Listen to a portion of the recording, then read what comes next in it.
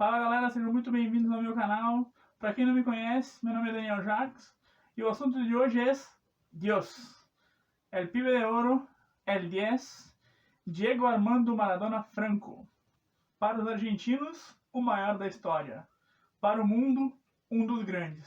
O certo é que ele foi sim um dos melhores de todos os tempos, provavelmente o maior desde Pelé, mas segundo ele mesmo poderia ter sido muito maior, não fosse seu envolvimento com as drogas. Então vamos conhecer a vida de Maradona, desde a infância, o começo do futebol, o auge e, é claro, tudo que ele viveu fora e depois de deixar os gramados.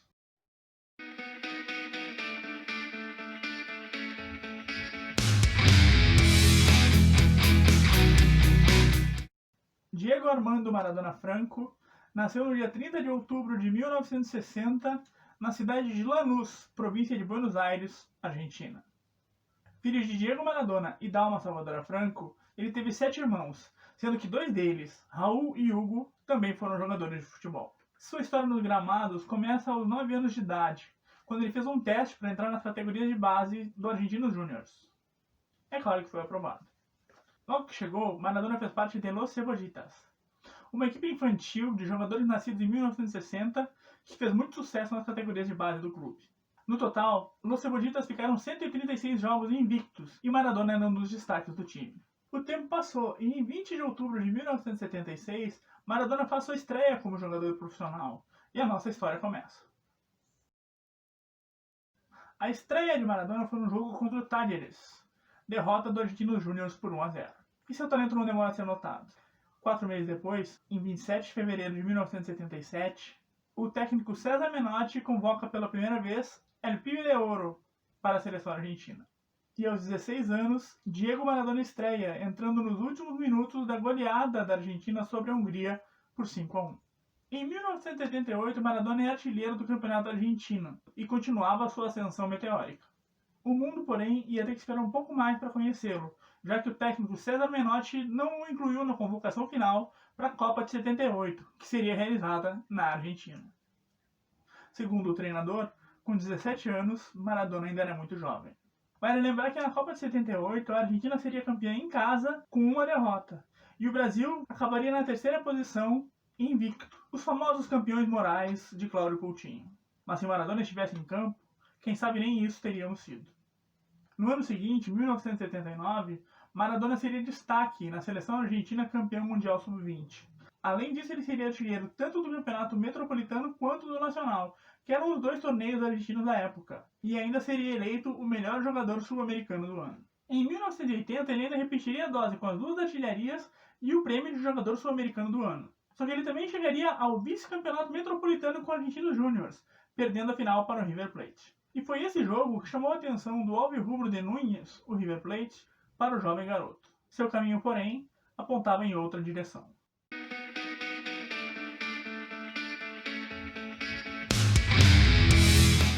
Procurado tanto por Boca Juniors quanto por River Plate, a escolha de Maradona recaiu sobre o seu time do coração, mesmo que a proposta do River tenha sido melhor. E no dia 20 de fevereiro de 1981, Maradona estreia pelo Boca Juniors num amistoso contra o Argentinos Júniors, jogando um tempo de cada lado. No clube chinês, Maradona conquista seu primeiro título como profissional, o Campeonato Metropolitano de 1981. E no ano seguinte faz sua estreia em Copas do Mundo. Em 5 jogos ele marcou 2 vezes e contra a Hungria, que tinha sido adversária da Argentina também na sua estreia, em 1977. Os atuais campeões, porém, foram eliminados na segunda fase, ao perder de 2-1 para a Itália e 3-1 para o Brasil. Após a Copa do Mundo, Maradona iria para o Barcelona, na maior transação da história do futebol até então. Sua estreia foi no dia 4 de setembro, na vitória de 2-1 sobre o Valência. Na Catalunha, onde ficaria por 2 temporadas, o craque conquistaria a Copa do Rei, a Liga Espanhola e a Supercopa da Espanha. Em 1983, Maradona quebra o tornozelo numa partida contra o Athletic de Bilbao e fica meses afastado. É nesse período, aos 23 anos e no auge da forma física, que o craque argentino tem seu primeiro contato com as drogas. Curiosamente, em 1984, ele participa de uma campanha antidrogas do governo da Catalunha.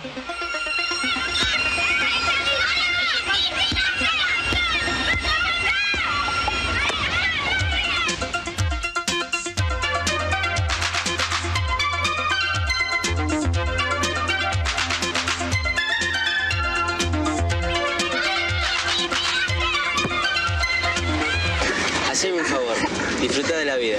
Y si te ofrecen droga, simplemente di no. Em 1984, Maradona chegaria ao Napoli, onde se tornaria uma lenda. Essa transferência, porém, é cercada de mistérios. Entre eles, um suposto envolvimento da Camorra, a máfia italiana, no negócio. Durante seu tempo no Napoli, Maradona estava no auge do vício.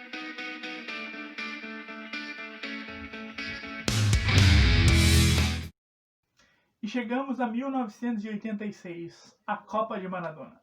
Foram 7 jogos. Na primeira fase, vitória de 3-1 sobre a Coreia do Sul, empate 1-1 com a Itália e vitória de 2-0 contra a Bulgária. Nas oitavas de final, vitória de 1-0 sobre os vizinhos uruguaios e a classificação para aquele que seria o jogo mais inesquecível da Copa, Argentina e Inglaterra. E esse jogo tinha um ingrediente pessoal a mais, principalmente para os argentinos, porque fazia poucos anos que eles tinham sido derrotados pela Inglaterra na Guerra das Malvinas, no quintal de casa. Quem não se lembra daquele jogo e do gol de mão que Maradona marcou aos 6 minutos do segundo tempo? Allá vino para el Orticochea, que lo tiene a Diego como número 10, a Giusti como número 9, a Burruchaga de 8 y a Valdano de 7. La pelota va para Maradona, Maradona puede tocar para Enrique, siempre Maradona hace un drible, se va entre 3, siempre Diego, genial, genial, genial. Tocó para Valdano, entró Maradona, para el 5, gol, gol. Ao ser questionado por jornalistas na saída de campo, ele respondeu: "Fiz um pouco com a cabeça e um pouco com a mão de Deus." Maradona ainda marcaria mais um gol, também inesquecível. Vindo do campo de defesa, Maradona sobe em velocidade, driblando até o goleiro para ampliar o placar. La pelota Cuchufo para Enrique, Enrique enganche, le va a tocar para Diego, ahí la tiene Maradona, lo marcan dos, pisa la pelota Maradona, arranca por la derecha el genio del fútbol mundial, y deja el centro, le va a tocar para Burruchaga, siempre Maradona, genio, genio, genio, ta.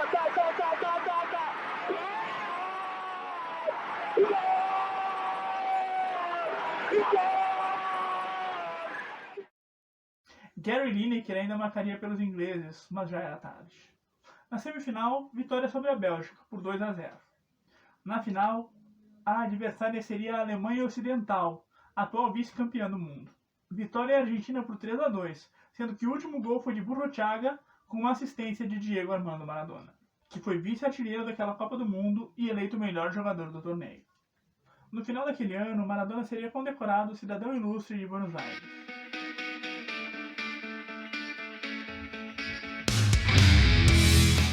De volta ao Napoli, Maradona continua escrevendo história. Em 1987 ele conquista a Liga Italiana, primeiro scudetto, primeiro título nacional do clube, e que ele ganharia de novo na temporada 89-90. Além disso, ele conquistaria a Copa da Itália na temporada 86-87 e a Copa da UEFA, hoje Liga Europa, na temporada 88-89. Depois da Copa de 86, Maradona tinha virado um deus para todos os argentinos. Para alguns, porém, ele tinha virado o Deus. Prova disso é que em 1988 é fundada em Rosário, província de Santa Fé, na Argentina, a Igreja Maradoniana. A idolatria pelo camisa 10 é tanta que para eles, 30 de outubro, dia de seu nascimento, é o Natal. A Igreja Maradoniana tem um tetragrama sagrado, que é esse. A palavra Deus, com o D de Diego e o 10 da sua camisa. Para eles, o calendário começa em 30 de outubro de 1960, e as datas são divididas em AD ou DD. Sim, antes de Diego ou depois de Diego. Eu sei que parece piada, mas a Igreja Maradoniana ainda existe.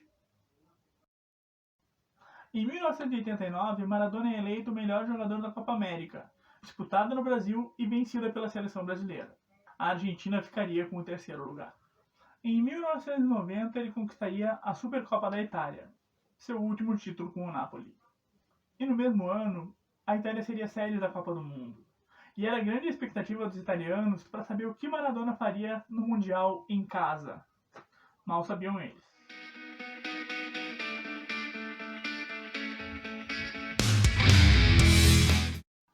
Mesmo sem o mesmo time e sem a mesma qualidade de 86, a Argentina se classificou para as oitavas de final, onde enfrentou o Brasil, e nos venceu com um gol de Canija, recebendo o passe de Maradona. Nas quartas de final, eliminaram a Iugoslávia, naquele que seria o último jogo do país em Copas do Mundo. No dia 3 de junho, Maradona voltaria ao estádio de São Paulo, do Napoli, para uma daquelas ironias do destino. Desta vez, ele estaria defendendo as cores da Argentina, curiosamente, contra a Itália. Organizadora do torneio, a Itália era a favorita, e chegava à semifinal sem derrotas e sem sofrer gols. E a Itália abriria o placar com Totò Schillaci aos 17 minutos do primeiro tempo. Mas Caniggia, aos 22 minutos da segunda etapa, empata o jogo no primeiro gol sofrido pelos italianos. Vem a prorrogação e o empate se mantém. A decisão vai ser nos pênaltis. As duas seleções acertam as 3 primeiras cobranças. Mas na quarta cobrança italiana, Donadoni chuta e Goicoechea defende. Quis o destino que o quarto a bater pela Argentina fosse exatamente Maradona, e ele converte, botando os sul-americanos em vantagem. Na quinta cobrança italiana, Goicoechea volta a brilhar e defende o chute de Aldo Serena. Festa argentina. Na final, a Argentina volta a enfrentar a agora 2 vezes vice-campeã do mundo, a Alemanha Ocidental, que inclusive tinha perdido o último Mundial para a própria Argentina. Só que dessa vez os germânicos vencem e se tornam a terceira seleção tricampeã do mundo, junto com o Brasil e com a Itália. Curiosamente, esse também seria o último jogo da Alemanha Ocidental em Copas do Mundo. Isso porque em poucos meses a Alemanha seria um país reunificado também no futebol. E se a lua de mel com os napolitanos tinha acabado, ainda faltava o divórcio. E ele viria no dia 17 de março de 1991, quando Maradona seria pego no antidoping após uma vitória do Napoli sobre o Bari por 1-0. O teste, realizado naquele que seria seu último jogo pela equipe napolitana, deu positivo para o uso de cocaína. A FIFA suspenderia o jogador por 15 meses e ele decidiria voltar à Argentina nesse período. Lá, entretanto, ele acabaria preso por porte de drogas e iria pela primeira vez para um centro de reabilitação.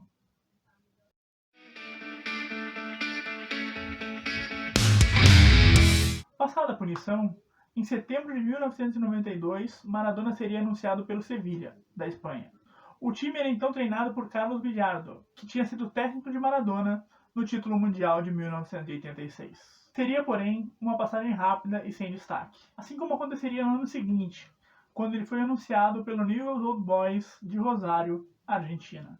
Maradona chegou à Copa de 1994 como uma grande incógnita. Se jogasse tudo o que sabia, a Argentina certamente seria uma das favoritas. Mas fazia tempo que ninguém via o velho Maradona em campo. Maradona marcou um gol na estreia, na goleada de 4-0 da Argentina sobre a Grécia, e a sua comemoração, correndo nervoso em direção à câmera, também entraria para a história. Para Redondo para Maradona, Maradona para Redondo para Cani, Cani para Redondo para Maradona, Maradona en la media luna, tiró, gol! ¡Gol!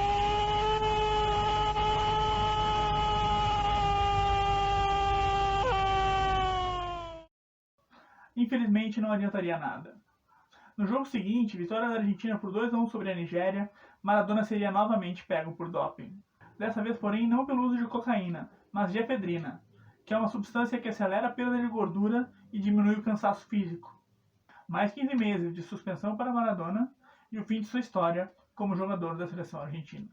Durante essa suspensão, Maradona tentou iniciar a carreira de treinador, primeiro no Clube Deportivo Mandil e depois no Racing, sem nenhum sucesso. Em 1996, um momento de grande alegria para Maradona, que retornava ao Boca Juniors, seu time do coração. A sua volta, porém, duraria menos de um ano.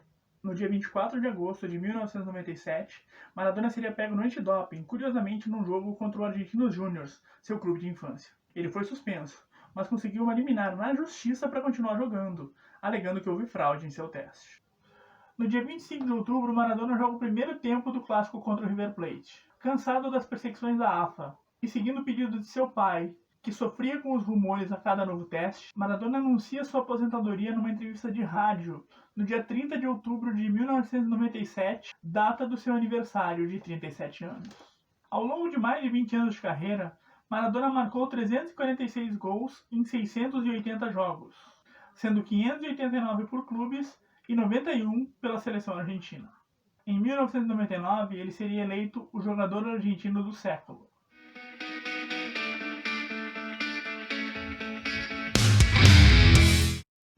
No ano 2000, ele sofreu um ataque cardíaco por overdose de cocaína enquanto estava em Punta del Este, no Uruguai.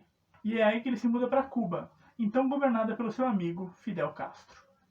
De lá, Maradona lança sua autobiografia Eu Soy Diego. Logo em seguida, porém, ele pede para alterarem o nome do livro para Eu Soy Diego de la Gente, que significa das pessoas, do povo. E aqui tem uma história que só foi revelada agora, depois da morte de Diego Maradona. Em 2000, com Maradona já em Cuba, o cantor Eric Clapton, que também tinha problema com drogas, convida o ex-jogador a passar um tempo em Crossroads, sua própria clínica de reabilitação em Antigua, no Caribe. Os dois chegaram a se falar por telefone, e Maradona garantiu que iria, mas ficou adiando e acabou ficando em Cuba. No fim daquele ano, a FIFA fez uma votação pela internet para saber quem era o melhor jogador do século, e a vitória de Maradona foi esmagadora. A ideia da entidade era premiar Pelé, e por isso Joseph Blatter decidiu dar a Maradona o prêmio da juventude e a Pelé o da família do futebol. Os dois então ficaram sendo os melhores jogadores do século.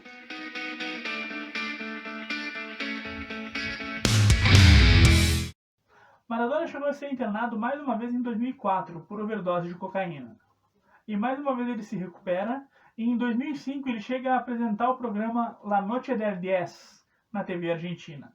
Logo na estreia, o convidado é Pelé.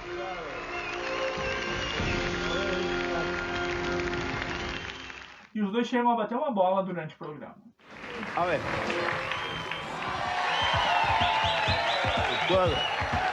¿A qué hora vamos a parar? ¿A qué hora vamos a parar? Vamos a quedar aqui.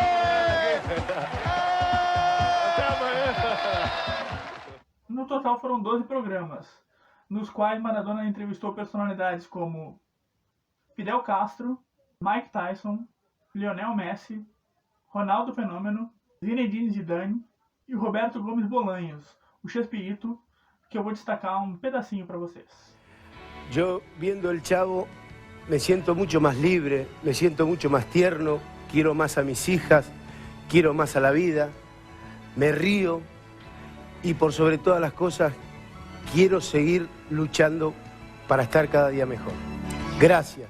A vida de um viciado em drogas não é fácil. E em 2007, Maradona volta a ser internado, dessa vez com uma crise hepática causada por abuso de álcool. O ex-jogador admite o uso de álcool, mas afirma não usar cocaína desde 2004.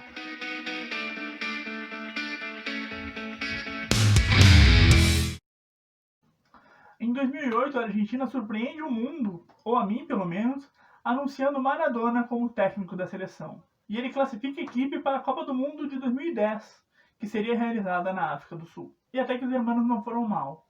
Na primeira fase, venceram a Nigéria por 1-0, a Coreia do Sul por 4-1 e a Grécia por 2-0. Nas oitavas, 3-1 sobre o México. E mais uma vez, a Alemanha pelo caminho. Não teve nem graça. 4-0 para a Alemanha e o fim da carreira de Maradona como técnico da Argentina.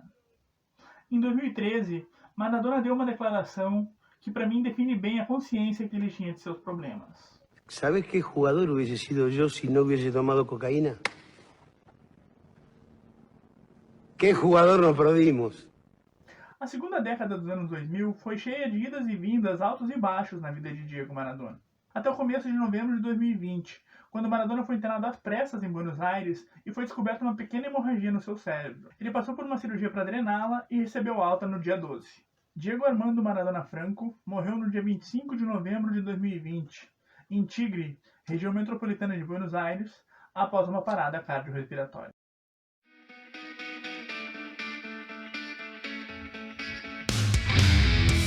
Maradona deixou 5 filhos reconhecidos, mas o total pode chegar a 11, pois 6 estão em processo de reconhecimento na justiça, 4 em Cuba e 2 na Argentina. Os reconhecidos são Diego Armando Sinagra, Dalma Maradona e Janina Maradona, essas duas do seu casamento com Cláudia Villafañe, Jana Maradona e Diego Armando Maradona Ojeda. É claro que Maradona recebeu, está recebendo e vai receber para sempre diversas homenagens. No dia de sua morte, 25 de novembro, o Boca Juniors estava em Porto Alegre para enfrentar o Internacional pela Libertadores da América, mas o jogo foi adiado e o clube voltou para a Argentina. E no jogo adiado, o atacante argentino Carlitos Tevez marcou o gol, tirou a camisa do Boca só para revelar outra camisa do Boca por baixo, essa de 1981 e presenteada a ele pelo próprio Maradona. A camisa foi utilizada pelo craque na sua primeira passagem no clube chinês. A peça estava num quadro na casa de Tevez, para onde eu acredito que tenha voltado. E talvez a mais importante tenha sido o anúncio da prefeitura de Nápoles, que mudou o nome do estádio de São Paulo para Diego Armando Maradona. Maradona teve uma vida intensa, cheia de polêmicas. Eu admito que não fui sempre fã de Dieguito, chegando a discutir com amigos argentinos por causa dele. Mas já faz algum tempo que, para mim, ele foi um dos maiores jogadores e das maiores personalidades do futebol de todos os tempos. E se sua vida não foi nenhum exemplo, ele sabia disso, mas não tinha como voltar atrás. E eu até digo que, em certa medida, ele era um exemplo de luta. E no final ele soube que foi grande, entrou para a história, mas teria sido muito maior não fosse seu envolvimento com drogas. Onde estiver, fique bem, Dieguito. Suerte!